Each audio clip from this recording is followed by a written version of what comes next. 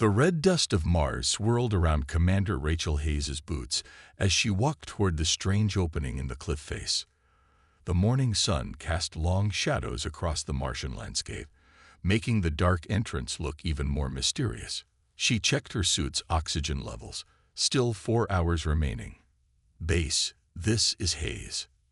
I'm at the entrance. These markings definitely aren't natural, she said into her radio.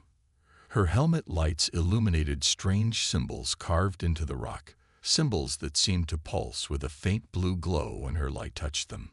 Copy that, Commander. Proceed with caution, came the response from Dr. Peter Wright back at Mars Base 1. Rachel took a deep breath and stepped inside. The tunnel walls were perfectly smooth, unlike anything she'd seen in her 15 years of Mars exploration. Her scanner showed the air inside was trapped in some kind of energy field, still breathable after what must have been millions of years. As she walked deeper into the structure, her boots clicked against metal flooring. The walls began to light up with the same blue glow she'd seen at the entrance. Then she entered a vast chamber that made her gasp. The room was filled with holographic displays, all suddenly activating at her presence.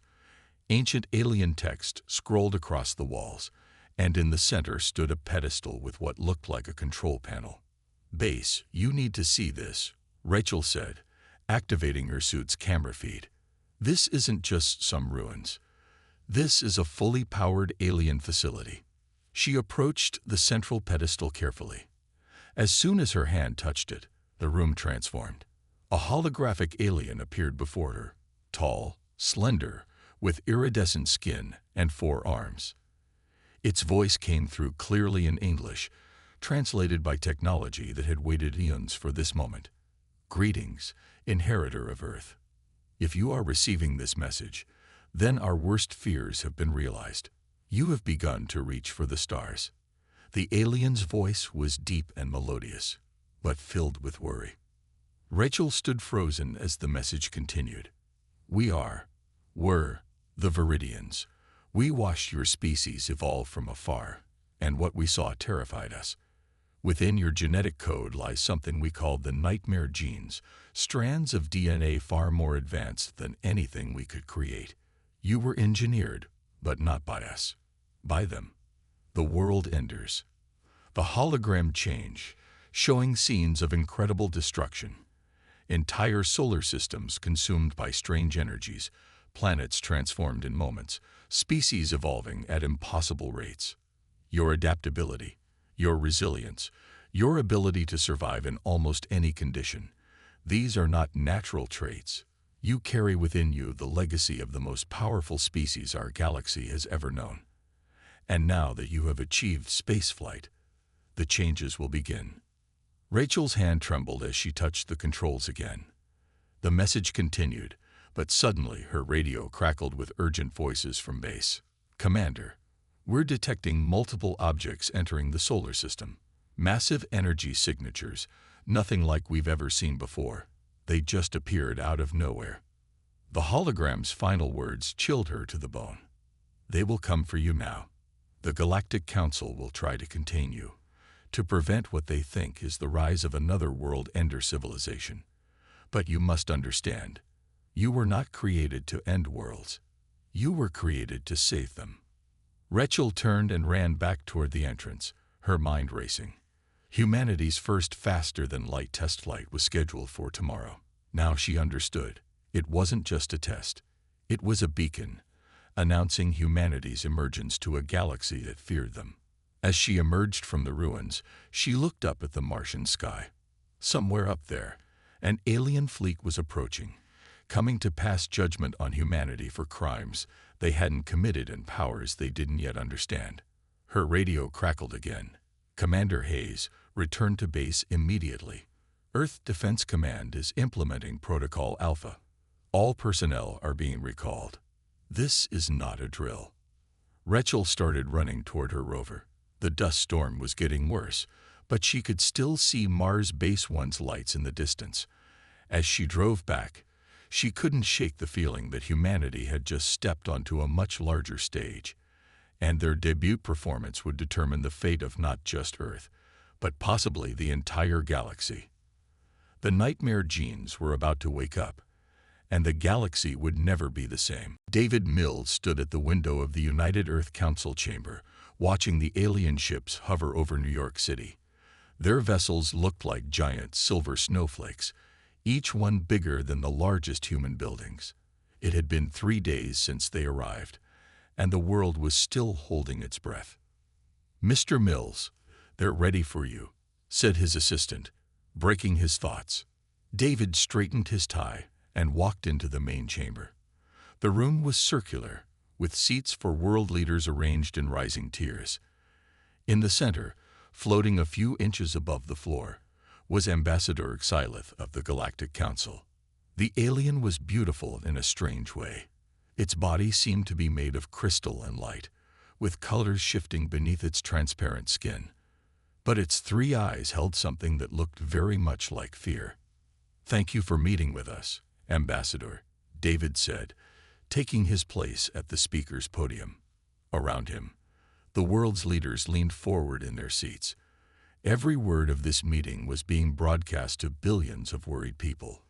"We have reviewed your genetic records," Xylith said, its voice like wind chimes. "The results are troubling." David kept his voice calm. "Troubling how?" The ambassador waved one of its 4 hands, and a hologram appeared in the air between them. It showed strands of DNA spinning slowly. "This is standard DNA from most species in our galaxy," Xylith said. Another strand appeared beside it. "This is human DNA. Notice the differences." David looked at the 2 strands. The human DNA seemed to shimmer and shift, almost like it was alive. "Your genetic code contains sequences we have only seen once before," Xylith continued. "In the remains of World Ender technology, your entire species carries their markers." "The World Enders," David said carefully. "Commander Hayes found information about them in the Mars ruins, but we don't know who they were." "They were the most advanced species ever known," Xylith said. "They could reshape planets in days, evolved to survive any environment in hours. Their technology could harness the power of stars." The ambassador's colors darkened, and then they vanished, leaving only ruins and warnings. Warnings about what? About what was coming from beyond the galaxy. We never learned what it was. But the World Enders. Xylith paused. "They did something forbidden. They created a new species, encoded with all their potential for change and growth. They created you." The room erupted in whispers. David held up his hand for quiet. "Ambassador, humanity has lived peacefully on Earth for thousands of years. We're just beginning to explore space. We're not a threat." "Not yet," Xylith said. "But your first faster-than-light test activated dormant sequences in your DNA. You're beginning to change, just as they planned. The Council has voted. Earth must be quarantined, for the safety of all species." David felt his heart beat faster, but kept his voice steady. "And if we refuse, then we will have no choice but to contain the threat by force." The ambassador's colors turned dark red. "We have brought enough ships to enforce this decision." Just then, David's phone buzzed. He glanced at it quickly. A message from Dr. Emily Cooper at the genetics lab. "Don't agree to anything. We found something. The World Enders left us a message in our own DNA. We weren't made to destroy. We were made to protect." David looked up at the ambassador. "We request 24 hours to consider your demands." "You have 12, Xylith said. "After that, we will do what must be done." As David left the chamber, his phone buzzed again. This time, it was from Earth Defense Command. Solar observatories detecting massive energy spikes from all alien vessels. They're not waiting for our answer. They're preparing to attack. David walked faster. They needed to get Commander Hayes' findings from Mars to Dr. Cooper's team immediately. The World Enders had given humanity gifts, but they'd run out of time to understand them. Now they would have to learn about their powers the hard way. In battle. In orbit, the alien ships began to move into attack formation. On Earth, in labs and military bases and secret facilities, the first signs of humanity's awakening were beginning to show. The nightmare genes were stirring, responding to the threat. The galaxy was about to learn why the world enders had chosen humanity as their heirs, and why they had encoded their greatest powers into such an unlikely species. The real test was about to begin. Dr. Emily Cooper stared at her computer screen in amazement. The lad was quiet at 3 a.m., but her mind was racing with the implications of what she'd found. She took another sip of coffee and zoomed in on the DNA sequence again. "Robert, you need to see this," she called to her colleague.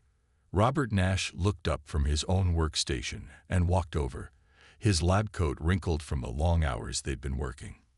"What did you find?" he asked, leaning over her shoulder. "Look at this sequence here." Emily pointed to a strange pattern in the DNA strand. "It's not random. It's engineered, but it's so advanced that our computers originally marked it as natural. The world enders didn't just modify our DNA. They'd rebuilt it from the ground up." Robert pulled up a chair. "Show me." Emily clicked through several screens of data. "See these patterns? They're like biological computer code. When exposed to extreme conditions, these sequences activate and begin rewriting the host's DNA in real time." "That's impossible," Robert said, but his voice was uncertain. 2 days ago, I would have agreed with you. But look at the blood samples from the soldiers who were near the Mars ruins." She pulled up another screen. "Their DNA is already changing. The sequences are waking up." Robert studied the data, his eyes growing wider. "This is way beyond anything we can do. The complexity. It's like comparing a child's drawing to the Mona Lisa." "But that's not the strangest part," Emily said. She typed in a few commands, and a new image appeared. "I found this hidden in the junk DNA sequences. When you arrange the patterns in a certain way, they form this." The screen showed a complex geometric pattern that looked like a star map. "These aren't just genetic modifications," Emily said quietly. "They're coordinates, locations of other world ender facilities, and one of them is right here on Earth." Just then, her phone rang. It was Captain Sandra Martinez from the Deep Sea Research Station in the Pacific. "Dr. Cooper," Sandra's voice was excited. "We found something at the coordinates you sent. There's a structure down here, 3 miles below the surface.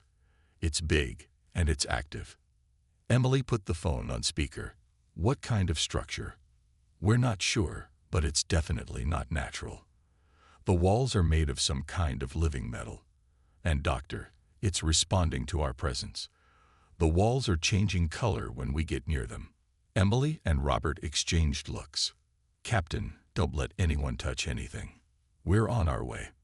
Just as Emily stood up, all the lights in the lab flickered. Her computer screen flashed with an incoming message from Earth Defense Command. "All science personnel, report status immediately. Multiple cases of unusual biological changes reported worldwide. Priority level, Alpha." Emily opened the attached files.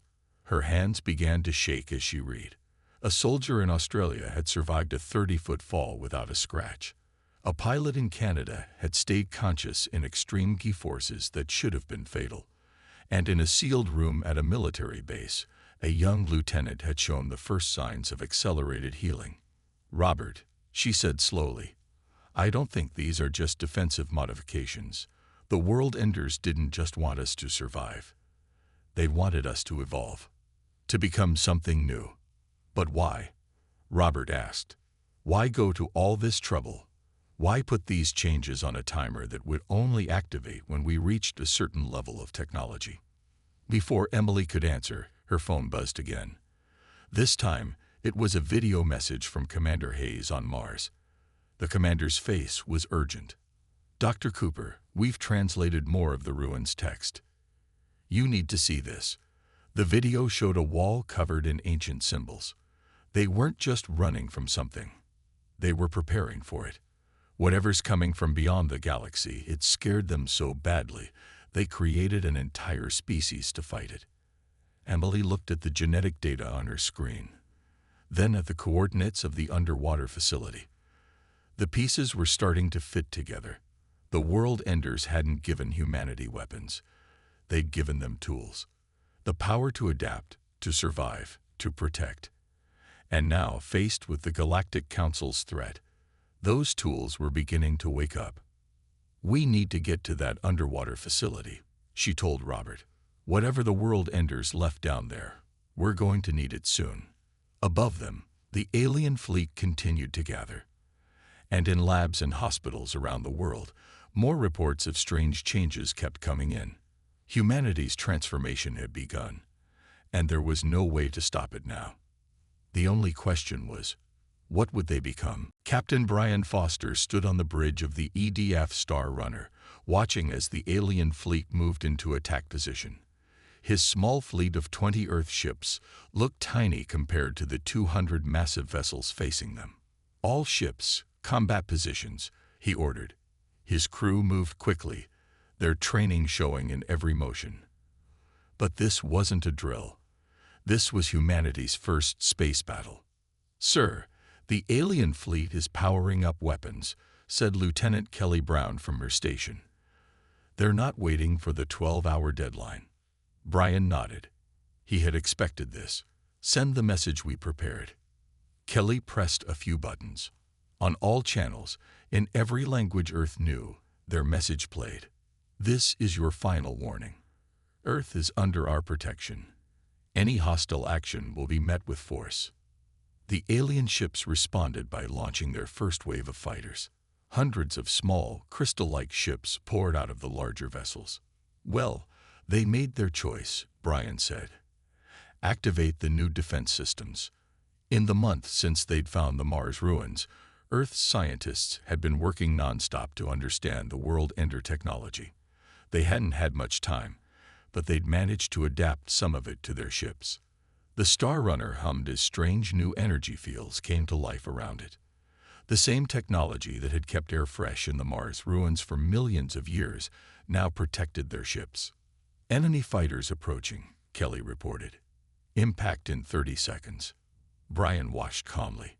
"Hold position. Let them come to us." The alien fighters opened fire. Beams of energy that could cut through normal shields hit Brian's fleet and splashed harmlessly off their new defenses. "Return fire," Brian ordered. His ships fired their newly modified weapons. The alien fighters' shields, designed to stop normal weapons, did nothing against world ender technology. 20 fighters disappeared in flashes of light. "Sir," Kelly's voice was excited. "The ship, it's learning. The defense field is adapting to their weapons. It's getting stronger." Brian smiled. Just like the changes happening to human DNA, their ships were evolving too. The world enders had built their technology to grow and adapt. The alien fleet launched more fighters. This time, they tried different weapons, but each attack taught Earth's ships how to defend better. Each failure made them stronger. "Captain," his communications officer called out, "we're getting strange readings from the crew. Their reaction times are improving. They're processing information faster than normal." Brian had noticed it too. Everything seemed clearer, sharper. His mind was making connections faster than ever before. The whole crew was adapting, just like their ships. The main alien fleet started moving forward. Their huge ships powered up weapons that could crack planets. "Sir, we can't take hits from their capital ships," Kelly said, "even with the new defenses." "We don't need to," Brian replied. "We just need to show them what we can do. All ships, execute pattern Delta." His 20 ships split into smaller groups. The alien fleet tried to track them, but the Earth ships were moving in ways that should have been impossible. Their crews and ships were learning, adapting, evolving with each passing minute. "They're trying to surround us," Kelly reported. "Good." Brian pressed a button on his chair. "Spring the trap." Hidden behind Mars, 30 more Earth ships appeared. They had been waiting there, cloaked with world ender technology. They flew straight into the alien fleet's exposed flank. The battle lasted another 20 minutes, When it was over, 40 alien ships had been destroyed. The rest were retreating, their perfect formation broken. "Sir," Kelly said, checking her readings, "the alien fleet is pulling back to Jupiter's orbit. They're calling for reinforcements." Brian nodded. "Send word to Earth. First wave defeated. But they'll be back with more ships, and they'll be ready for our tricks this time." He looked at his crew. Everyone on the bridge was different now. Their eyes were sharper, their movements more precise. The combat had accelerated their evolution. "Send another message to the alien fleet," he ordered. "Tell them, this was just our first step. Humanity is awakening. The next battle will not be so gentle." As the message went out, Brian watched his crew. In just one battle, they had learned more about their ships and themselves than in years of training. The World Ender's gifts were growing stronger. The real question was, how far would these changes go? And would they be ready for whatever came next? Above Earth, the aurora borealis glowed brighter than usual, responding to the strange energies unleashed in the battle. Humanity had won its first space battle. But the war was just beginning. Dr. Emily Cooper had never run so fast in her life. She sprinted down the hallway of the military hospital, her lab coat flying behind her. The message she'd received was impossible, but the security cameras didn't lie. She burst into the observation room. Through the reinforced glass window, she could see Lieutenant Amy Patterson floating 3 feet above her hospital bed. "How long has she been like this?" Emily asked the nurse.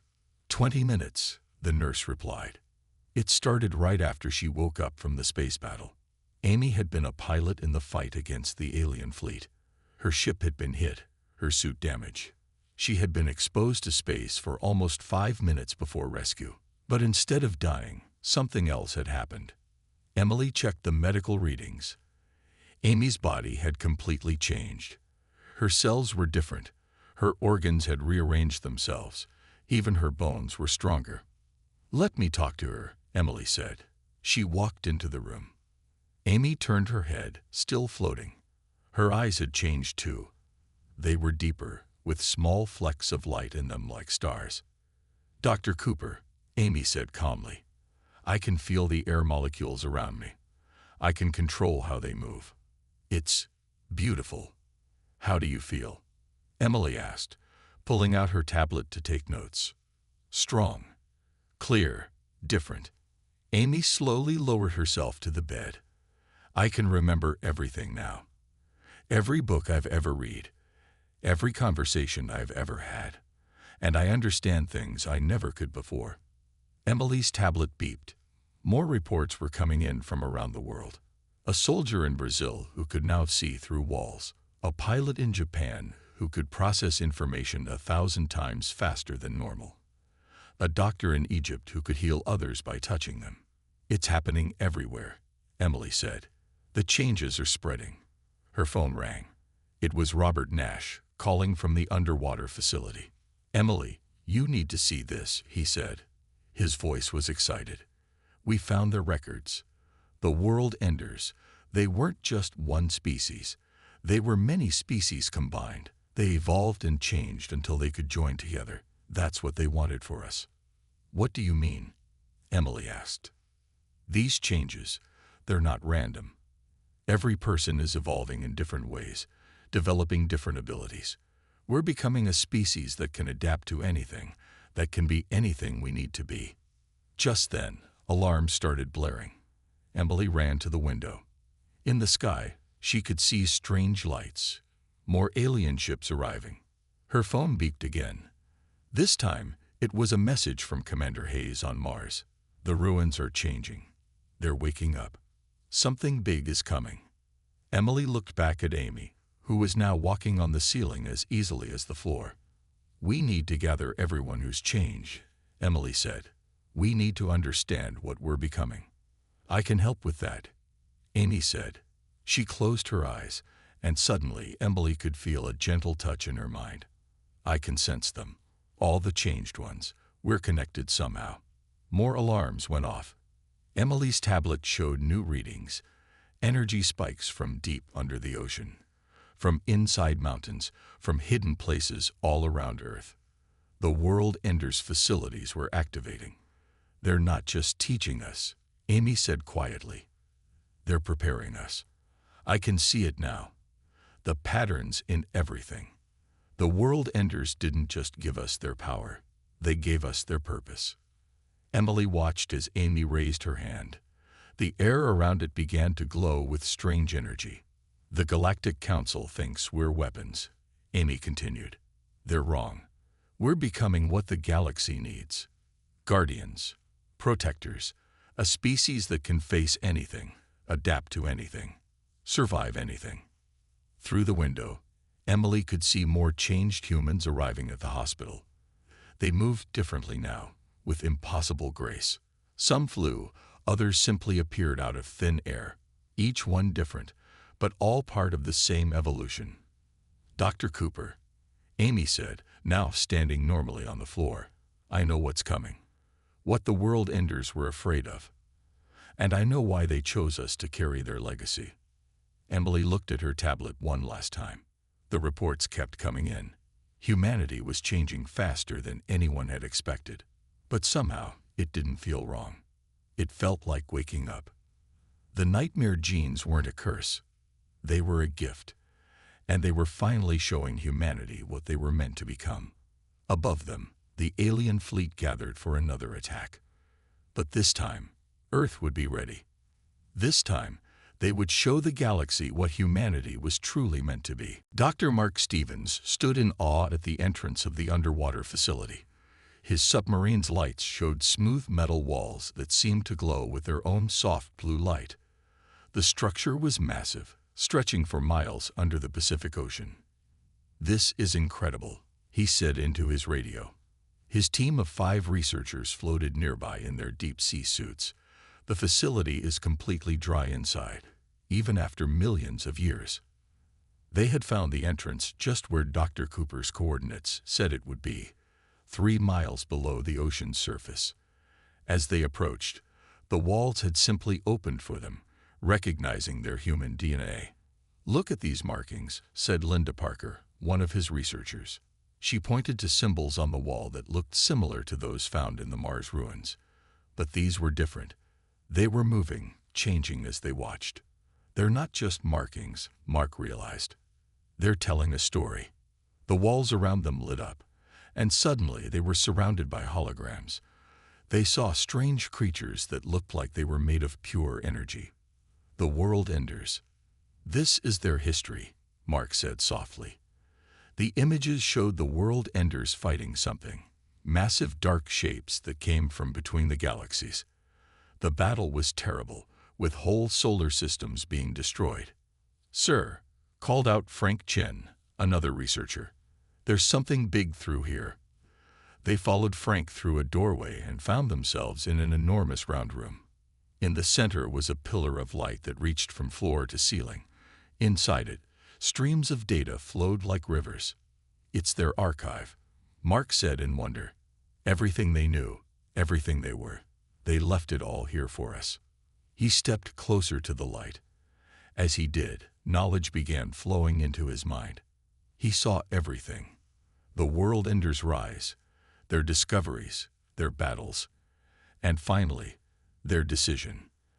They knew they couldn't win, he said, his voice shaking. The things from between the galaxies were too strong, so they made a choice. They didn't just give us their power.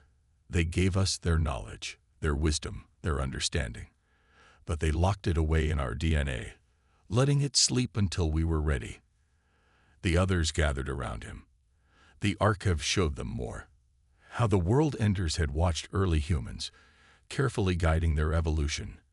How they had built these facilities all over Earth and the solar system, filling them with their technology and knowledge.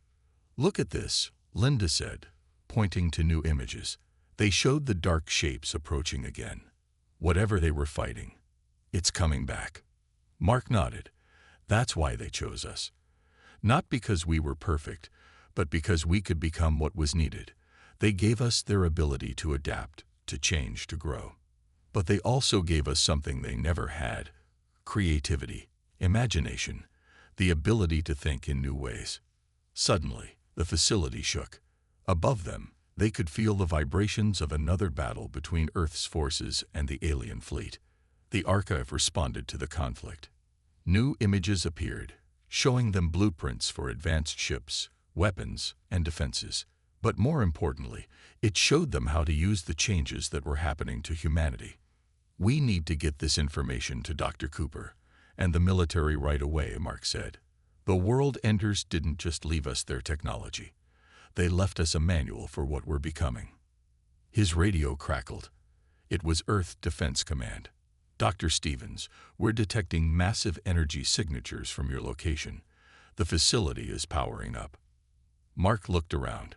The whole structure was coming alive. The flowing data in the central pillar was moving faster, and new doorways were opening all around them. "It's not just this facility," he replied. "Check the other locations. The whole network is waking up." The archive showed them one final image, a map of the galaxy with Earth at its center. Streams of light connected their planet to thousands of other hidden facilities and outposts, all built by the World Enders. "All this time," Mark said, "we thought we were alone. But we were never alone. We were being prepared. And now it's time for us to take up their mission." Around them, the facility hummed with power. Above them, humanity was still fighting the alien fleet.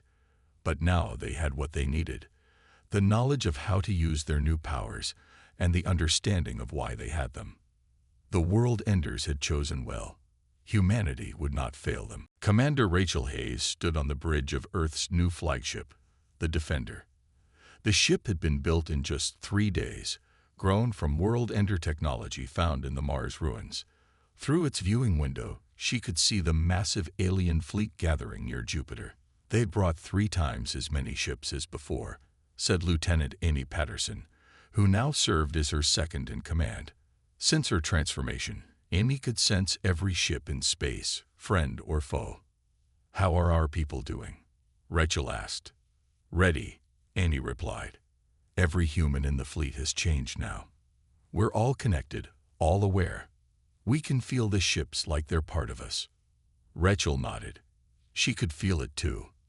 The World Ender technology wasn't just machines anymore. It was alive, growing, adapting with them, just like humanity itself. Her screen lit up with a message from Dr. Emily Cooper on Earth. "The underwater archive is fully activated.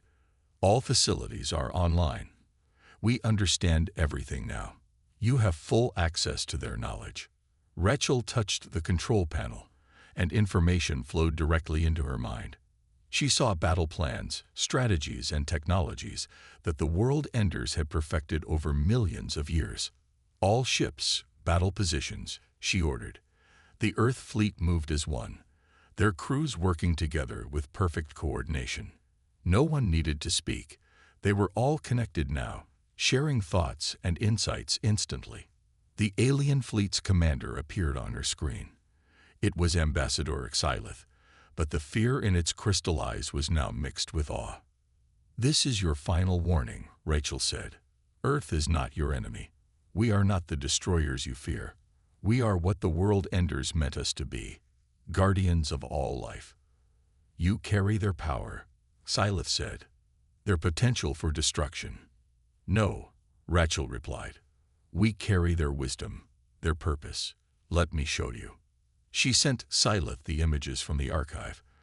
The true threat approaching from between the galaxies, the World Enders' last battle, their choice to create humanity as protectors rather than destroyers. "The World Enders didn't fail," Rachel explained. "They succeeded. They created us not to repeat their mistakes, but to do what they couldn't: unite the galaxy against what's coming." As if to prove her point, the ships around her began to change. The World Ender technology responded to their new understanding, transforming into forms that were clearly defensive rather than aggressive. Shields that could protect whole planets, sensors that could detect threats across vast distances, and systems that could heal and repair. "Look at what we're becoming," Rachel said. "Really look." Through the fleet's connected consciousness, they showed the aliens everything: How each human had evolved differently, developing unique gifts. How they could adapt to any threat without losing their humanity. How they could protect without destroying. The alien fleet's weapons powered down. The Council will need proof, Tyleth said. Guarantees. They'll have them, Rachel replied. We're activating the World Ender's network of facilities across the galaxy. They're not weapons. They're shields, early warning systems, evacuation centers, everything needed to protect life.